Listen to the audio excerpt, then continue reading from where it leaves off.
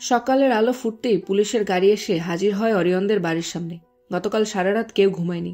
মায়া চৌধুরী সারা রাত পার করে দিয়েছেন জায়নামাজে। অরিয়ন আর বাকি সকলেই বসে বসে সময় পার করছে, অপেক্ষা করছিল গাড়ি নিয়ে পুলিশের তথ্যের। পুলিশের গাড়ি আসতেই তাড়াতাড়ি করে বের হয় সকলে। কি হয়েছে ইন্সপেক্টর, জানতে পারলেন কার গাড়ি? প্রশ্ন করে অরিয়ন। হ্যাঁ, গাড়িটা নাছির নামে এক লোকের। তাকে আমরা গ্রেপ্তার করতে একটি টিম পাঠিয়ে দিয়েছি। একটু ধৈর্য ধরুন, আমরা পারমিতা ম্যামকে খুঁজে বের করবই। আবারও বলে পুলিশ। গাড়ির মালিকের ঠিকানা জানা গেছে। জানতে পেরে একটু হলেও স্বস্তি পাওয়ার কথা ছিল অরিয়নের, কিন্তু সময় যত যাচ্ছে ততই যেন অস্থিরতা বেড়ে যাচ্ছে। কী সব আজে বাজে খেয়াল আসতে শুরু করেছে অরিয়নের মাথায়। আমিও যাব। টিমকে কোথায় পাঠিয়েছেন? প্রশ্ন করে অরিয়ন। স্যার, আপনি গিয়ে কি করবেন? নাছিরকে আমরা ধরে আনলে আপনি আমাদের সাথে পুলিশ স্টেশনে না হয় থাকবেন। কতক্ষণ লাগতে পারে? আমাদের কাছে বেশি সময় নেই। বেশিক্ষণ লাগবে না, 30 থেকে 40 মিনিট বড় জোর, জানায় পুলিশ। ঠিক আছে। অরিয়ন গিয়ে আবারও সোফায় বসে। একটু পরেই সকলের জন্য চা নিয়ে হাজির হয় আফরিন। গতকাল রাত থেকে কারো মুখে একটা দানাও যায়নি। এভাবে থাকলে সবাই অসুস্থ হয়ে পড়তে পারে ভেবে একটু চা আর বিস্কিট নিয়ে আসে আফরিন। খাবো না, নিয়ে যা আফরিন, বলে মায়া চৌধুরী। একটু করে খেয়ে নাও মা। তুমি অসুস্থ হয়ে পড়লে মিতার জন্য কে দোয়া করবে? মিতা ফিরে এসে কি বলবে? আমার মিতাকে আমি চাই। আমার মিতা কেন ফিরে আসছে না? কি আমার মিতাকে এত বড় ক্ষতি করতে চাই? আল্লাহ, তার বুকটাও তুমি এভাবেই খালি করে দিও। কান্না করতে করতে বলেন মায়া চৌধুরী। আফরিন মিতার মায়ের মাথায় আর পিঠে হাত বুলিয়ে দিচ্ছে। একজন মাকে কিভাবে সান্ত্বনা দেবে তার ভাষা জানা নেই আফরিনের। আফরিনের ঘটনার পর থেকে যেন একটার পর একটা দুর্ঘটনা হয়ে যাচ্ছে। কে আর কেনই বা এভাবে এই বাড়ির পিছনে উঠে পড়ে লেগেছে তা আজও পরিষ্কার নয়। এখন শুধু উপরওয়ালার ভরসায় বসে আছেন সবাই। তার করুণায় যদি মিতাকে পাওয়া সম্ভব হয়। মিতার জীবনের সবচেয়ে দ্রুতগামী 30 মিনিট ছিল এটা। চোখের পলকেই যেন তা শেষ হয়ে গেছে। সামনেই দাঁড়িয়ে আছে জসিম আর তার সঙ্গীরা। একটাকে হিংস্র পশুর মতো লাগছে। আমাকে মেরে ফেলো, একেবারে শেষ করে ফেলো। কাপা কাপা কণ্ঠে বলে মিতা। তার মানে তুই সাইন করবি না? ঠিক আছে, জাহাঙ্গীর, ওর হাত পায়ের বাঁধন গোল। না না না, ছেড়ে দে আমাকে। না, ছাড় বলছি, ছাড়। জসিমের কথা অনুযায়ী বাকি দুজন মিতার হাত পায়ের বাঁধন খুলতে থাকে। জসিম এগিয়ে গিয়ে মিতার গলা থেকে একটানে ওড়না সরিয়ে ফেলে। না না না, চিৎকার করতে থাকে মিতা। জসিমের কানে মিতার কোনো চিৎকারই গেল না। ওড়না সরিয়ে মিতার গলায় স্পর্শ করতেই পিছিয়ে যাওয়ার চেষ্টা করে সে। ওর শরীরটা কি নরম, বলে জসিম। বমি আসছে মিতার, সাথে প্রচন্ড রকমের মাথা ঘোরাচ্ছে। এই জানোয়ারগুলোর থেকে করুণা আশা করা বোকামো। মরে যাওয়া ভালো, কিন্তু এরা সহজে মিতাকে মরতেও দেবে না। ঠিক আছে ঠিক আছে, সাইন করব, আমি সাইন করব। আমাকে আমাকে ছুবে না, ছাড়ো আমাকে। মাথা নাড়িয়ে চিৎকার করতে করতে বলে মিতা। না, বলেছিলে আমি সাইন করলে ছেড়ে দেবে। আমি সাইন করব। আমাকে ছাড়, ছাড় আমাকে, কুত্তা। মিতার হাত পায়ের বাঁধন খুলতেই টেনে দাঁড় করায় জাহাঙ্গীর আর সাব্বির। পাশের রুমে নিয়ে চল। না। মিতা নিজের শক্তি প্রয়োগ করে মাটিতে লুটিয়ে পড়ার চেষ্টা করছে, তবে 3জন সামর্থ্যবান পুরুষের সাথে পেরে ওঠা মিতার পক্ষে সম্ভব হচ্ছে না। খুব সহজেই মিতাকে আবারও টেনে দাঁড় করিয়ে ফেলছে তারা। মিতাকে টেনে হিঁচড়ে দরজার সামনে নিতেই হঠাৎ করে দরজা খুলে যায়। সবাই দরজার দিকে তাকিয়ে রইল। সামনে দাঁড়িয়ে আছে হাবিব চৌধুরী। এই লোকটার কোলে বসে খাবার খেয়েছে মিতা। স্কুলের প্যারেন্টস মিটিংয়ে কোনোদিন ওয়াহিদ চৌধুরী যেতে না পারলে হাবিব চৌধুরী গিয়েছে। মিতাকে সব থেকে বেশি আদর করা হাবিব চৌধুরী কবে থেকে মিতাকে মারার জন্য উঠে পড়ে লাগলো। হাবিব চৌধুরীকে দেখে মিতার যেন বুক ফেটে কান্না আসছে। আমি তো বলেছি সব সাইন করে দিব, তাও আমাকে ছাড়ছে না কেন ওরা? আমাকে ছাড়তে বলো। চিৎকার করে বলে মিতা। মিতা কিছু বুঝে ওঠার আগেই হাবিব চৌধুরী মিতার দিকে 2 কদমে এগিয়ে যায়। জসিমের মুখে সজোরে এক ঘুষি বসায়। হঠাৎ করে ঘুষি খাওয়ায় মাটিতে পড়ে যায় জসিম। মিতা মাথা তুলে হাবিব চৌধুরীর দিকে তাকাতেই সাব্বির আর জাহাঙ্গীর গিয়ে ঝাঁপিয়ে পড়ে তার দিকে। আমার মেয়ের গায়ে হাত দিয়েছিস, এত বড় সাহস তোদের? তোদের এই হাত আমি কুত্তাকে খাওয়াবো। 57 বছরের হাবিব চৌধুরী যেন যুবকদের থেকে কোনো অংশে কম নয়। 30 থেকে 32 বছর বয়সের লোকগুলো হাবিব চৌধুরীর সাথে মারামারি করে পারছে না। মিতা অবাক হয়ে তাদের মারামারি দেখছে। হাবিব চৌধুরী কেন এদের মারছে তা বুঝতে পারছে না মিতা। ধরা পড়ে এখন ভালো সাজতে এসেছে, মনে মনে ভাবে মিতা। জসিম সহ ওর সঙ্গীরা মাটিতে লুটিয়ে পড়তেই হাবিব চৌধুরী দৌড়ে গিয়ে মিতার হাত ধরে। তাড়াতাড়ি চল, এখান থেকে বের হতে হবে। ছাড়ো আমাকে। একটানে মিতা নিজের হাত ছাড়িয়ে নেয়। হাবিব চৌধুরী অবাক হয়ে তাকিয়ে থাকে মিতার দিকে। কি হয়েছে তোর? পাগল হয়েছিস? এখানে বেশিক্ষণ থাকা যাবে না। মিতার হাত ধরতে হাত বাড়িয়ে দেয় হাবিব চৌধুরী। তাই নাকি? আর অভিনয় করবে চাচ্ছু? আমি তো তোমাকে বাবা ভেবেছিলাম। আর তুমি আমাকেই খুন করতে মরিয়া হয়ে গেলে। কাঁদতে কাঁদতে বলে মিতা। কী সব বাজে বাজে বলছিস তুই? মাথা ঠিক আছে তোর? মাথা খারাপ? আমার মাথা খারাপ? কথাটা বলে মিতা চেয়ারের দিকে এগিয়ে যায়। চেয়ারের পাশে পড়ে থাকা দলিল হাতে তুলে নেয়। এগিয়ে আসে হাবিব চৌধুরীর সামনে। হাবিব চৌধুরীর চোখের সামনে দলিল খুঁড়ে ধরে মিতা। আমি পাগল হয়ে এসব কি জবাব আছে তার? প্রশ্ন করে মিতা। হাবিব চৌধুরী হাত বাড়িয়ে দলিল নেয়। প্রত্যেক যেন চোখ বড় বড় হয়ে আসলো তার। এসবের কিছুই আমি জানি না, আমি কিছুই করিনি। অবাক হয়ে বলে হাবিব। আমি কেন এসব করতে যাব? তুই শুধু আমার ভাতিজি নস, আমার ওরিয়নের ওয়াইফ, আমার ছেলের ভালোবাসা। আমি কেন এসব করতে যাব? বিনয়ের কণ্ঠে বলে। মিতা কিছু বলছে না, হাবিব চৌধুরীর দিকে তাকিয়ে আছে। যদিও হাবিব চৌধুরীর একটা কথাও বিশ্বাস করতে চাইছে না, তাও মনটা কেমন যেন আনচান করছে মিতার। মিতা, ওয়াসিম আমার ভাই, আমার আদরের ছোট্ট ভাই, আমার মেয়ে তুই।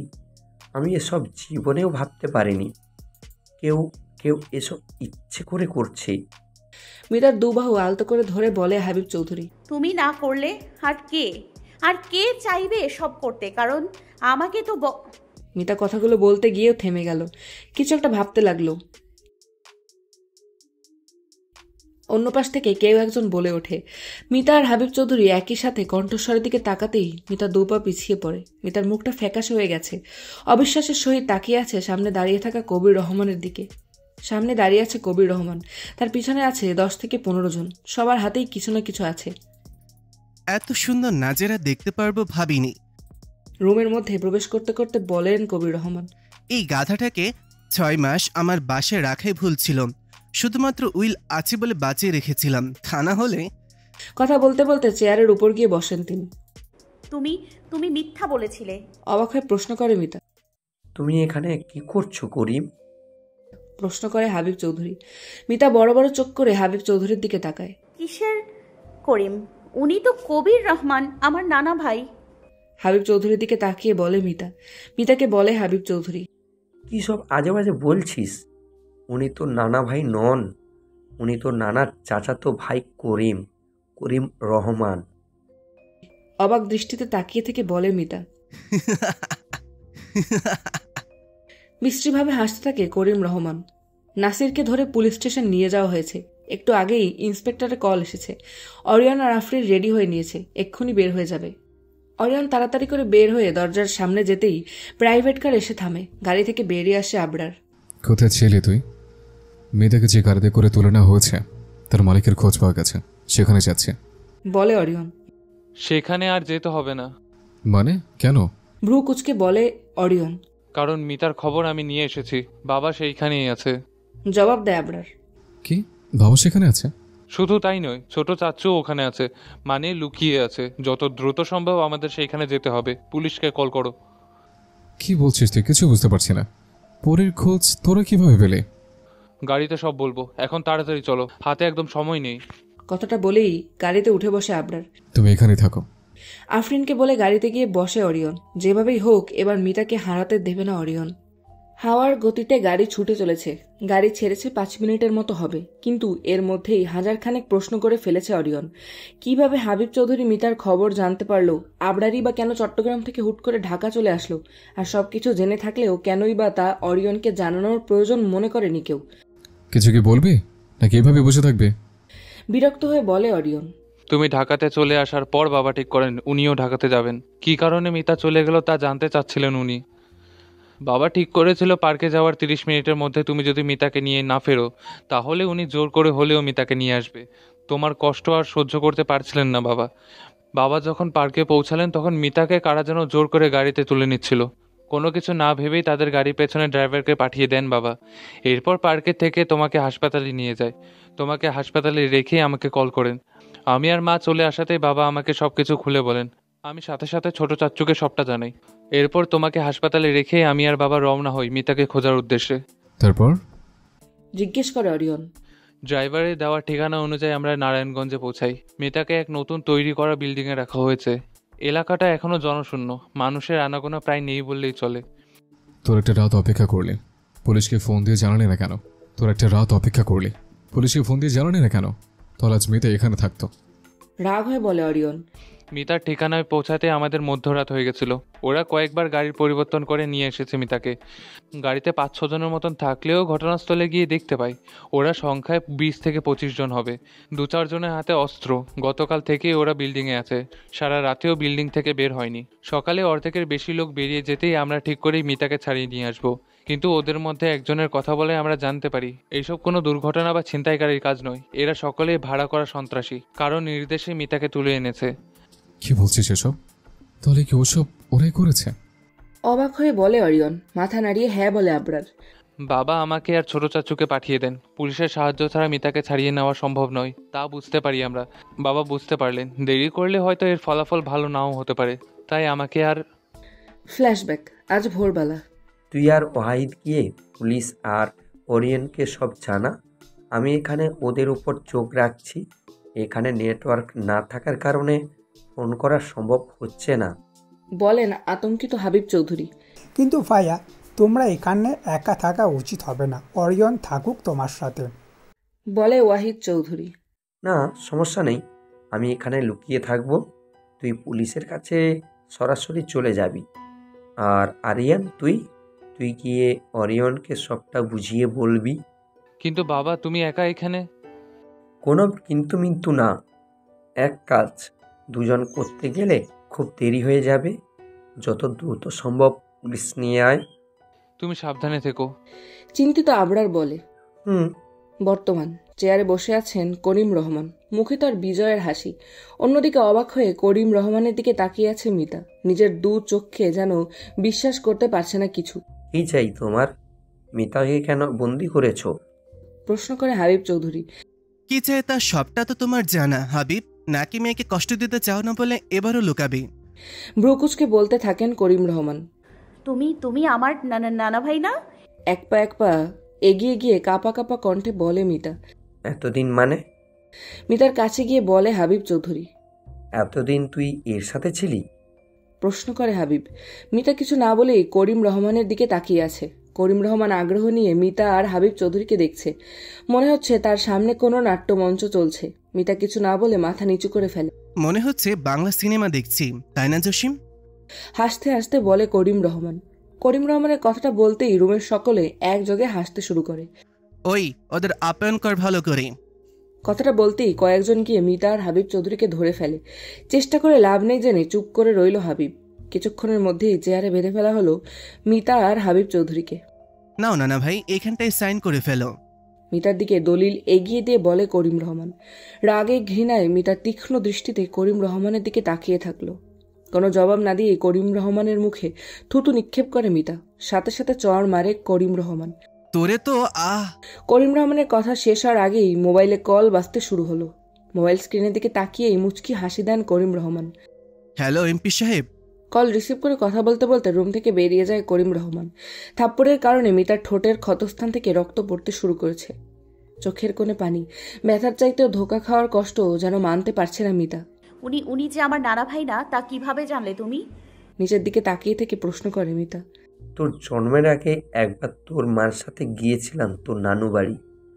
তোর বাবা মার ভালোবাসার বিয়েটা উনি মেনে নিতে পারেননি। ওয়াসিমের অভিভাবক হিসেবে গিয়েছিলাম তাকে রাজি করাতে, কিন্তু উনি কিছুই শুনতে চাচ্ছিলেন না। তখন কবির রহমানের সাথেই ছিল করিম রহমান। তোর মা জানালেন করিম রহমান তার সৎ চাচা। তারপর তোর 18তম জন্মদিনের আগে আমরা জানতে পারি তোর নানা আর এই পৃথিবীতে নেই। মৃত্যুর আগে তার সব সম্পত্তি তোর নামে লিখে দিয়ে গেছে। মিতার চোখ দিয়ে অঝরে পানি পড়ছে। কিছুদিন পর থেকেই আমরা লক্ষ্য করি তোর উপর বিভিন্ন অ্যাটাক হতে থাকে, যা প্রথমে দুর্ঘটনা মনে করলেও পরে লক্ষ্য করতে পারি ঘটনা বিপরীত। কথাগুলো বলে একটু থামে হাবিব চৌধুরী।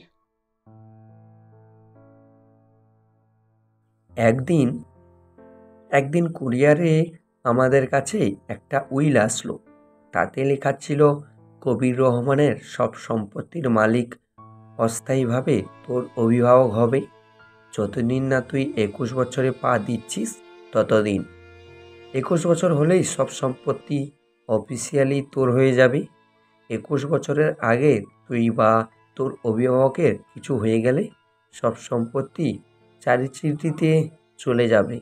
কেউ হয়তো পুরোটা না জেনেই তোকে মারার জন্য উঠে পড়ে লেগেছে, তা বুঝতে পারি আমরা। তাই ঠিক করি ওরিয়নের বিয়ের পর তোকে আরিয়ানের সাথে বিয়ে দিব। কিন্তু ভাগ্য হয়তো অন্য কিছু চাচ্ছিল। আফরিন চলে গেল নিজের সম্মান বাঁচাতে। আমি আরিয়ানের জায়গায় ওরিয়নের সাথেই বিয়ে দিয়ে দিলাম। অরিয়নকে সবটা খুলে বলার পর কেন যেন না বলতে পারেনি ও। হাবিব চৌধুরীর কথা শুনে মিতা যেন আরও কান্নায় ভেঙে পড়ল। কত বড় ভুল করেছে তা বিশ্বাস করতে পারছে না। অরিয়নকে হাবিব চৌধুরীকে অবিশ্বাস করেছে মিতা। ভালো হতো যদি হাবিব চৌধুরী আসার আগেই মৃত্যু গ্রাস করে নিত মিতাকে। এরপর যেদিন তোকে বাঁচাতে গিয়ে অরিয়নের বুকে গুলি লাগলো, সেই দিন আমরা কনফার্ম হই সবটা আসলে করিম রহমানের কাজ। এর আগেও আমাদের সন্দেহ হয়েছিল, তবে আমরা প্রমাণের অপেক্ষায় ছিলাম। আমাকে কেন বলনি? হাবিব চৌধুরীর দিকে তাকিয়ে বলে মিতা। জানি না, তবে চাচ্ছিলাম না তুই নিজেকে সব কিছুর জন্য দোষারোপ করিস।